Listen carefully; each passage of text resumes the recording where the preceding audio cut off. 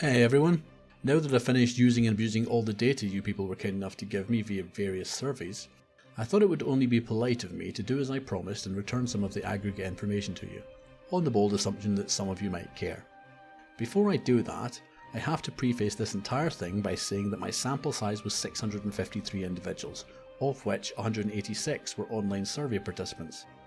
And I also modified some of the questions at various points just to see if it would cause significant variation to the answers.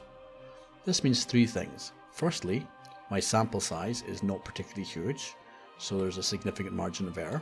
Secondly, it means that a little over 3/4 of the participants were in the UK, many of whom I discuss answers with afterwards. The online participants had exactly 0 back and forth based on their answers. And thirdly, my questions were very informative, but could be argued as explicitly unprofessional.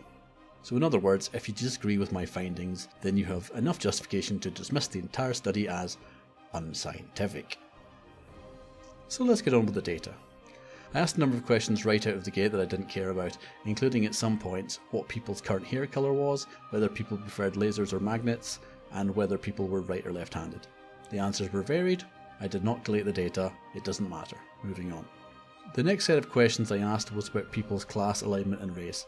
I didn't care about this either, since these answers have no bearing on my work, but I collated the data anyway, just for you guys, or curiosity. I'll say for you guys. The answer is that overall, rogues were the most popular class. But on the internet, you'll find mostly druids. The irony of that amuses me greatly. Alignment was a fairly level mix, tilting towards good, as you'd expect. And when it came to race, human was over 22%, elves, tieflings and dwarfs got just over 10% each, half-orcs, gnomes and dragonborn got about 6%, and everything else got 4% or less. Take from that what you will. The next question was one I didn't ask when conducting the questionnaire in person, but noted down the answer to in case someone asked me about it. I did ask online though, the question being, what is your gender? In the real world, it turned out that about 73% was male, 26% female, and just under 1% trans or queer, if it came up in discussion.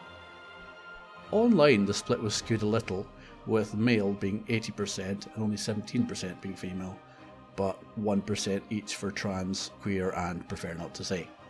I've been informed several times that more women play, they just play in private groups, and I have no reason to doubt this, but since gender was originally meant to be a red herring question, the truth of this should be left for someone else to pursue.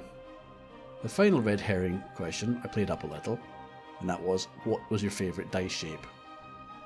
Amongst D&D players, D20 came out tied for the lead with D12, as you'd expect, but amongst board game players, D6 and D8 were the most popular.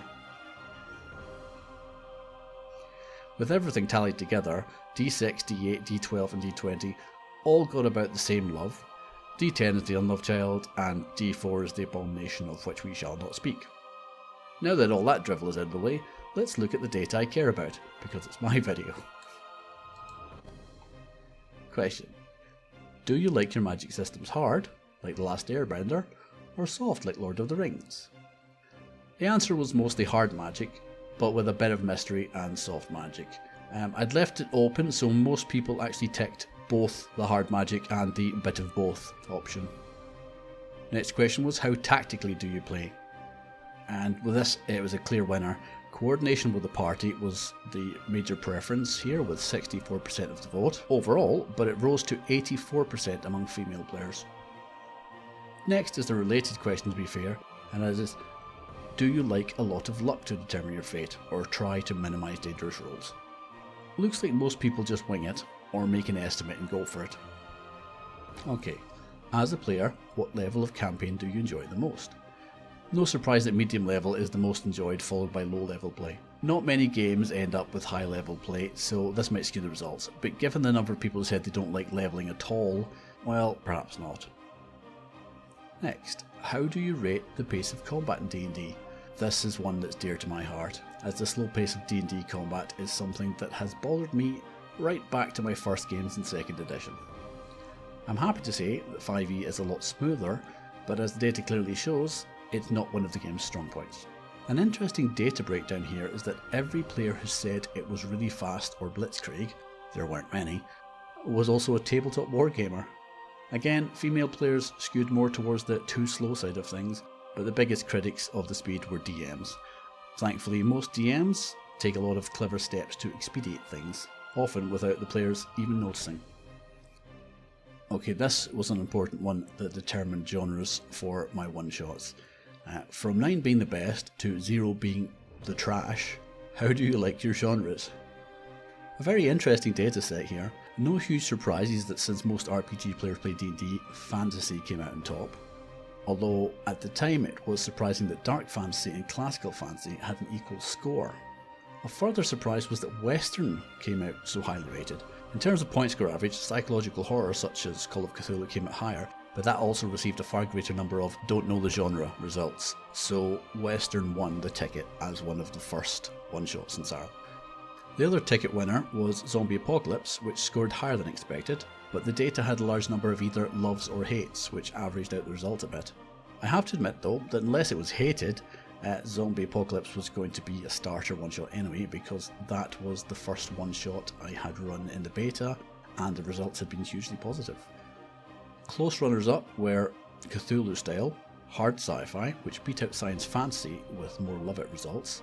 Other interesting results were things like superhero, which was popular when referencing something like Heroes, but below average when referencing something like DC or Marvel Comics. I would have expected the opposite. Disaster sat low mostly until I changed the question to state it was one shot and added giant monster apocalypse to the potential threat list. Which one of these two factors caused the jump? A bit of both, but I couldn't be sure, despite discussion with the participants. The genre section allowed for a comment, and a couple of things came up again and again. Firstly, it was clear that I'd missed the genre of Weird West in my survey, as a lot of people stated how much they loved that concept. As a result, this has been added to the option for DMs in the Wild West one-shot. The second thing that came up again and again was a weird one, and that was players wanted more sex. In their RPGs, that is. The question was not related to the real-life preferences.